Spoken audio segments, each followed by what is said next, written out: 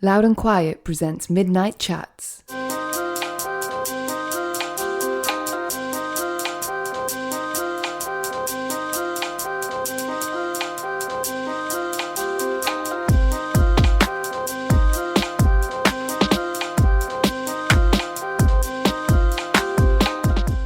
Yes, good evening everyone. Welcome to Midnight Chats. It's me again. You might have been expecting Greg this week, as I did last week, but you've got a double dose of me. No fireworks this week.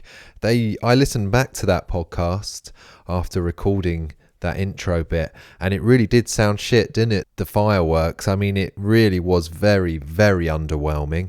None of that this week. I'm going to start actually with my plug this week. I'm going to do that early doors right now.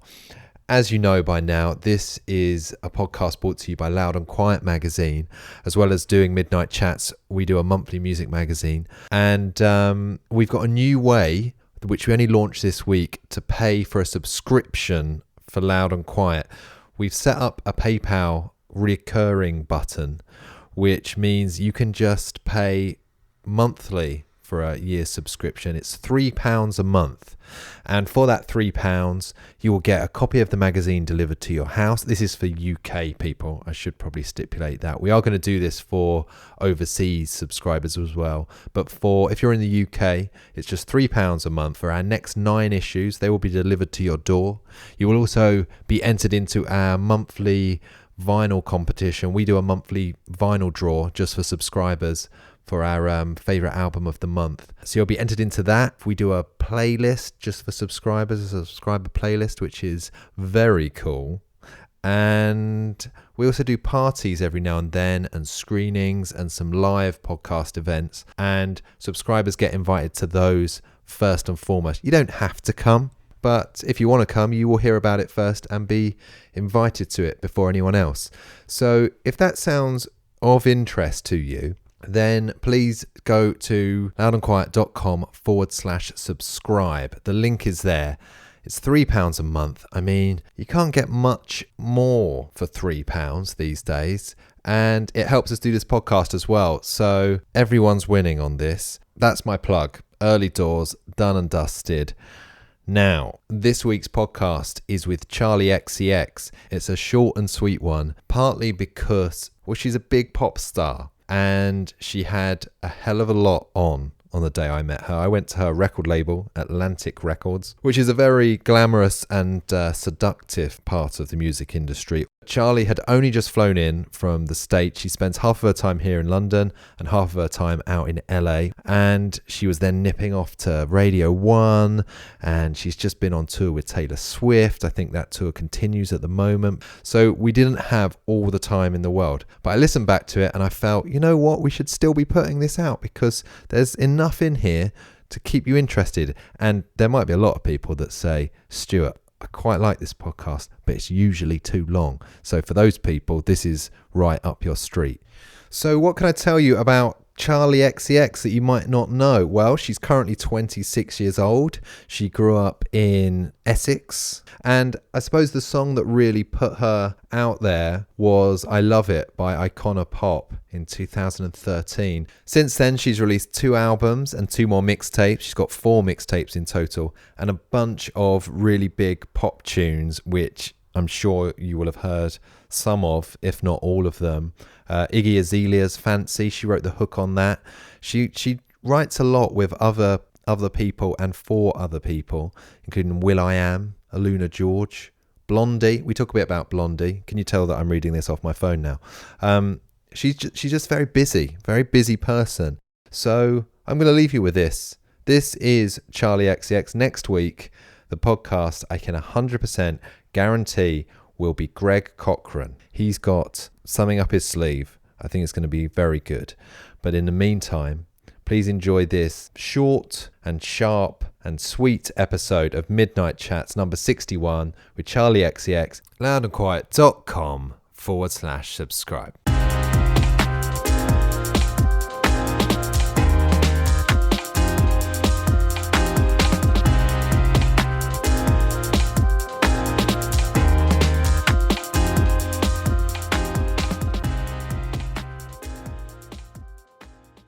I live half in LA, half in London, but I've been over in the States a lot just because I've been on this tour with Taylor Swift. Sure. And we were doing the US leg, so it's easier for me to be based out of the US right now. Mm-hmm. And when I write, I tend to write a lot in LA. Right. Yeah. What side of the city do you live in there? I live in Beechwood Canyon, which is sort of right underneath the Hollywood sign. Oh, nice. Yeah, it's very green around there, and you can actually walk a lot, and you can do hiking, and there's quite a lot of Europeans who live up there, which is nice. A lot of Swedes. I was in LA this summer on holiday. I stayed in Silver Lake. Very cool. But that's the cool side, isn't it? The hip side. Yeah. But I'd never been to Beverly Hills, so we drove around Beverly Hills for the first time. What did you think? It's weird, right? Yeah, I mean, I don't go there that often, but yeah, it is a bit odd. I felt it's kind of creepy because there's no pavements. Right. Because they don't want anyone there, right? No.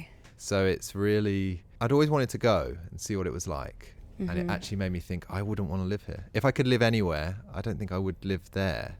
Yeah, I mean, I think the thing with LA is like, it's a great city when you know a lot of people and when you have a lot of friends there and when you're actually like doing stuff. But I think if you're not doing anything and you don't really know anyone, it can be quite isolating and lonely just because you can't really walk around places. There isn't really that much like history there. I mean, there's a lot of Hollywood history and a lot of very interesting and fun things have happened there, but in terms of like, you know, you're not like walking around and seeing the sights because you can't really walk, and also there aren't that many sights. Do you know what I mean? Yeah, sure.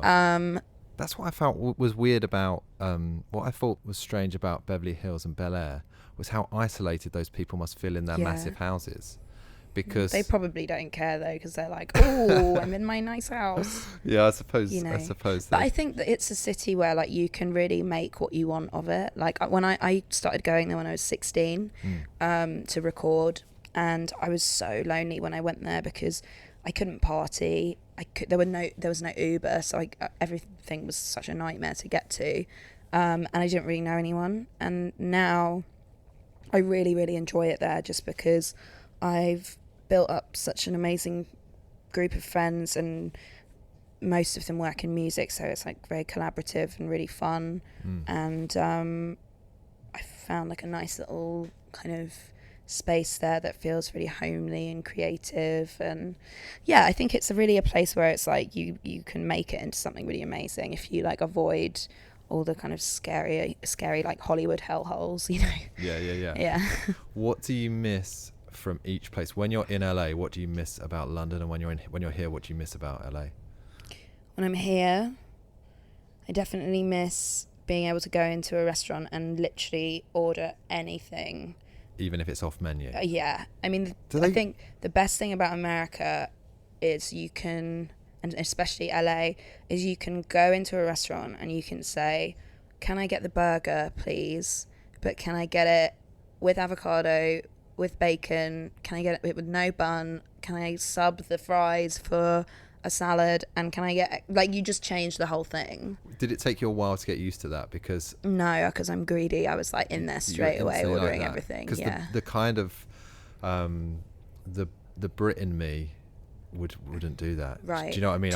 Too polite. Yeah. Even if I'm like allergic to nuts and it comes with You're nuts, gonna eat the I nuts. just take the hit on it. Yeah. No, I You just got to embrace it. I didn't realise it was actually a real thing. Yeah. You can do that. It's really easy to do. So I miss that. And I also, this is weird, this is very LA of me. I miss, so in LA, it's like a genuine conversation people will have that is a real conversation that people really care about is talking about restaurants. Like, people love to talk about restaurants in LA, but it's like not just small talk, it's like they care. It's like they'll be like, have you been to that restaurant on blah blah blah, or in da da da, and did you get the thing? Did you get the Brussels sprouts? And they'll be like, no, I haven't tried the Brussels sprouts. Oh, you should try the Brussels sprouts. But did you try the Brussels sprouts at this restaurant? And it's like a genuine conversation that people like really care about, and it's so stupid and pointless, but I kind of really like it. But if you did that in London, people would be like, what the fuck are they talking about? It's like their equivalent of us talking about the weather all the time. But it's not, because I feel like weather chat is a bit small talky. Yeah, it is. Yeah, it's a you're bit right. like, oh, what do we do? Let's talk about the weather. This is like an in-depth conversation that can go on for half an hour, and it's a real like, and people like really care about it. People are like, oh, like I will check out that restaurant. So I kind of miss that. It's so stupid and pointless though. But then when I'm in LA, I really, you know what? Like I came back yesterday to the UK from New York, and I was standing in an elevator this morning, and I was just like listening to two guys talk in the lift, and I just miss like people being really British, like British accents. Right. I miss like the crispness of the air here. I miss the sarcasm a lot. Like people in LA are not sarcastic. They are so like, oh my god, hey, like they're really earnest. Yeah, it's really annoying. Like I miss like a sarcastic British like dark sense of humor, you know? Yeah. So yeah. And because you grew up in Essex. Yes. As did I. Oh, whereabouts? I grew up in Southend. Okay, I grew up in Bishop Stortford. Yeah. But I've been to Southend. Peter Pan ride. Yeah. Yeah. Did you go when it was still? I think they've changed the name now. Oh, have they? Have you been? I haven't been for a while. Long time. What did you think of Southend? I mean, I loved it. It's kind of it's gone downhill, I think. Has it? I mean, when I was younger, so I lived actually just outside of Bishop Stortford, but like Bishop Stortford was like my town or whatever, but I couldn't really like walk anywhere from my house, so it was like I was just like in my house until I could like drive. Right. So that's why I really enjoyed like going to Southend, going to Brighton. It was fun because you could like walk around, or you could do stuff. Yeah. It was like magical places, you know. So what were you up to? Well, as you say, you were pretty much housebound. Is that when you started making music because you didn't really get out? I did. I started making music not because I couldn't like go out, but more because I think I just wanted a creative outlet, and this felt most natural, and music was a way of me being cool, kind of. Like I made music because it was like escapism, and I felt cool doing it. Sure. And I wasn't really that cool, you know, so making music was like, wow, like it's cool, I can do this, you know. And I think when I was younger, I was really just trying to like emulate people who I admired, which I think we do a lot when we're younger in any sort of field or walk of life. But it just felt like escapism, and it felt good. Because you also went to Slade Fine Art College. I did. That's a hard college to get into, right? Yes. What was your medium, your art medium? What did you do? So my time at Slade was very... It was hard. Because I didn't do a foundation. Okay. So I didn't really understand art school at all. I didn't have the language. I didn't really have the skill set. I didn't know how to talk about art. Okay. And I also didn't really understand any of the bullshit. Like art is so much bullshit and chat, you know? And now, knowing that now, I think I would have so much more fun there. But honestly, when I was younger, I was just very intimidated by people and scared. And that is like number one red flag of art school. You can't show your fear, you know, because then they just eat you alive. Yeah, sure. So I didn't really understand that it was all just one big game. So I went and I dropped out after like a year and a half, actually because my music started happening for me. Were you painting or were you a sculptor? I was when I went and I interviewed there, my portfolio was really heavy on video art and installations, and photography, not really that I'd done, but pictures of me. Okay. And it was mainly I was making a lot of videos and I was making installations. But it was funny, like I did this photo shoot with Rankin and this photo shoot with David Bailey, and I put it in my portfolio, which was like really stupid. And they were like, oh wow, a name. Like, you're good, you've got something. Yeah, I was like, but I said it was them. I was like, this is a collaboration that I'd done with David Bailey. Like I totally lied. But then the video art and the installations were all made by me. But then when I got in, I just sort of like suddenly decided that I wanted to paint, which I'd never done before. I was terrible at. I didn't know anything about painting. I didn't know how to stretch a canvas. Didn't know what primer was. Like I was just such a rookie. And so I'm not really sure why I didn't.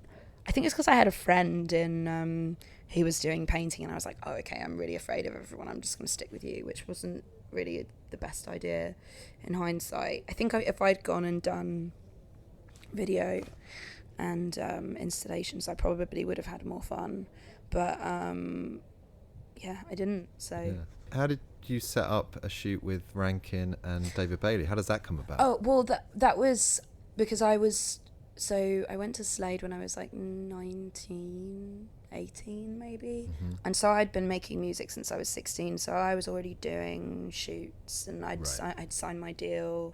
So I was already doing like press and things, you know. So it was just the David Bailey, the Rankin shoot was the first shoot I ever did, and that just came about. His team or whatever contacted me directly, and he was making this book called Destroy, where he basically shot a load of artists, and then we had to destroy the image, whether that was like cutting it up or editing it burning it or whatever. I made mine into a collage, and then it got printed in the book alongside the original. So that kind of was a collaboration. So I kind of didn't lie about that one. No, that counts. And then the David Bailey one was just a shoot for Interview magazine and Vogue. So that was sort of a lie. It's a good lie though. Good lie. Yeah, yeah, and it worked. Yeah.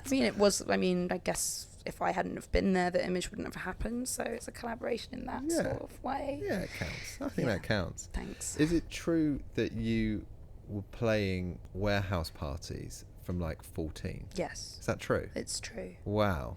What can you remember from that? That must have been intense, because a rave's intense when you're 24, let alone 14.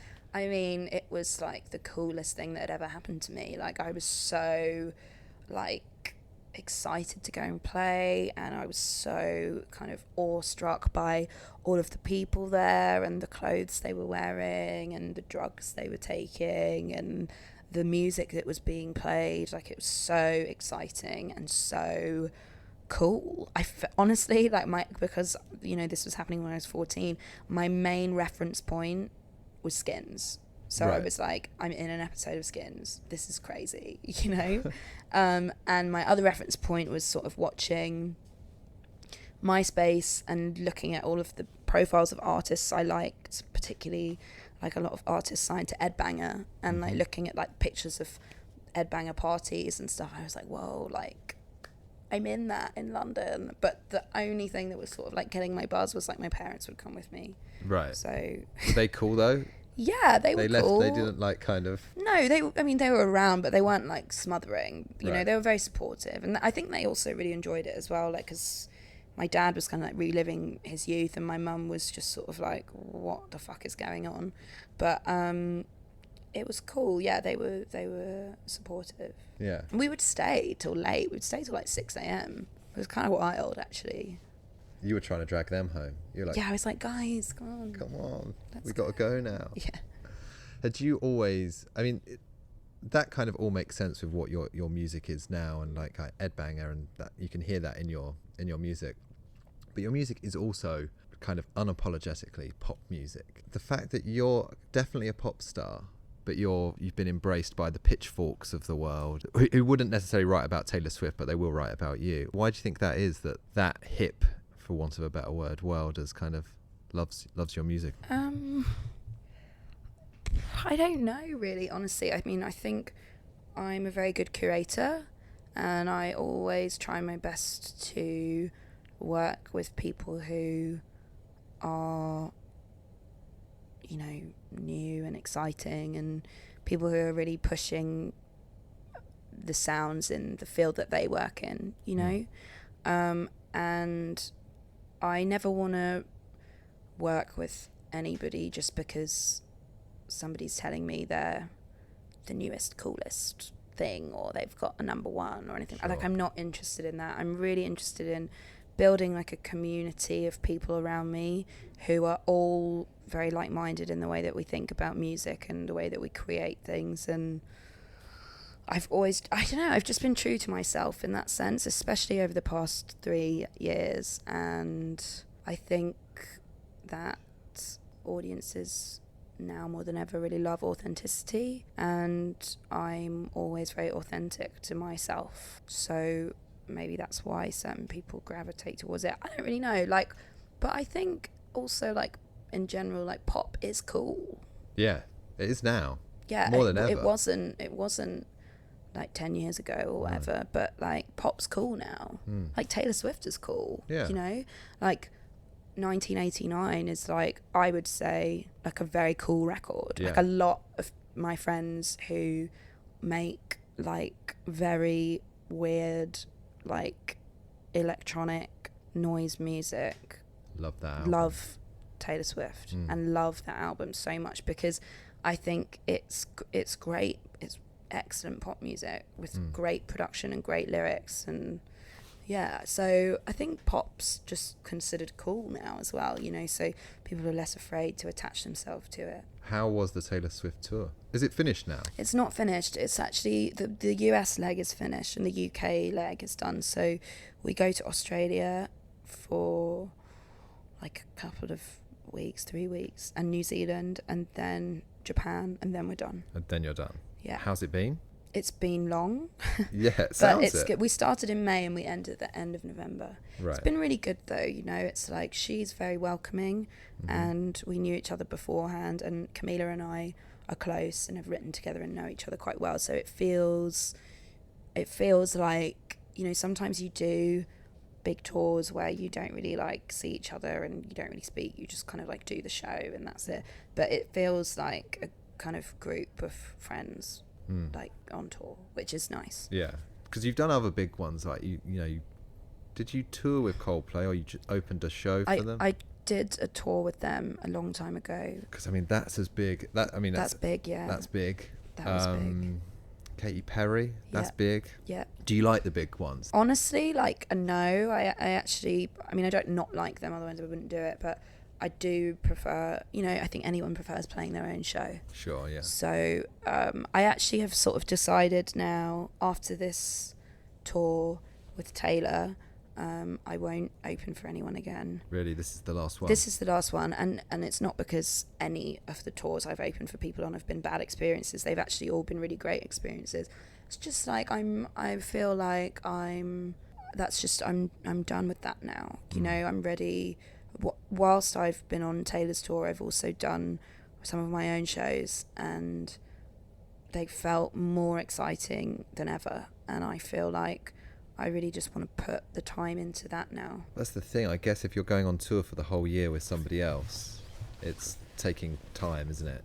It takes time. It really does take time, and it's hard to be motivated to do other things because you're very tired, and you're often in like Buffalo or like Minneapolis, where there maybe aren't like the best studios. There are good studios, but it's not like the same, and the producers are in LA or in Sweden, and you're sending stuff back and forth, which I'm into. Like, I've made a lot of pop too like that, but yeah, sometimes it's hard to be like creative when you're kind of like moving around the middle of America. Do you find, because you write a lot for a lot of people as well, is that something you can do on the road? Depends really. It depends if someone's like sending you a track to write over, then yes. But if it's like, I mean, yeah, you need to sort of go into the studio sometimes for that kind of thing. So it's not always easy. You wrote 2 songs for the last Blondie record. Yes. What was that like? Well, what does that entail? Does that entail like you just submitting a song? Well, yeah, actually, basically, Chris reached out to me and was like, we love you and your stuff, and we're making this album, and sent me this like list of like mad references, and was like, do you have anything? And I sent two songs. What were the references? God, it was honestly so broad. It was like the most broad list of references ever. It was like, they were like, we're working with Sia, but we're also interested in like Latin songs, and like Debbie's favourite song is Lean On by Major Lazer. And then like, you know, referencing some of their stuff. It was like just really crazy. And I was like, like what is happening? And so I just sent these two songs that I'd actually made when I was 14. And I just sent them through. And they were like, we really like these and we want to kind of mess with them and make them our own. So they did that. We never actually went to the studio together. Right. But I've met Debbie and Chris numerous times, and they've always been really supportive of me. And I was just really happy when they did their thing with the songs. And I went to their show at the Roundhouse in London with my mum and dad. And my mum was like freaking out. She was, oh my God. And you know what? Debbie actually came to my Pop 2 show in New York, and she came backstage. She met my parents, and my dad was like freaking out. It was really funny because my dad's met like a lot of artists through me, but I've never seen him really kind of like lose his shit before. And he was like, oh my God, like I'm such a huge fan. I was like, all right, Dad, play it cool, man. Come on. You like, stop embarrassing me. Yeah. That's amazing though that they've got a song on their record that you wrote when you were 14. Yeah. That's nuts. It's cool. And the other thing I just wanted to quickly ask you about was you have synesthesia, which for listeners who might not know what that is, it's seeing music in colours. Correct. And there are some colours that you like more than others, right? Yes. So you like songs that are like pinks and purples. Yes. But you hate greens and browns. Yeah, I've changed my opinion on green though. Okay. Just because my whole new single is like based around the colour green. So what for reference, what to you is a pink and purple song then? What kind of okay, so pink and purple song to me is like The Cure. Okay. Like Boys Don't Cry would be very like pinky purple song, or Pictures of You. Mm-hmm. Also like Blackout by Britney Spears. That whole album is kind of like pink and purple. Right. So but then like brown and green. And this is like tough because I've kind of changed my opinion on this.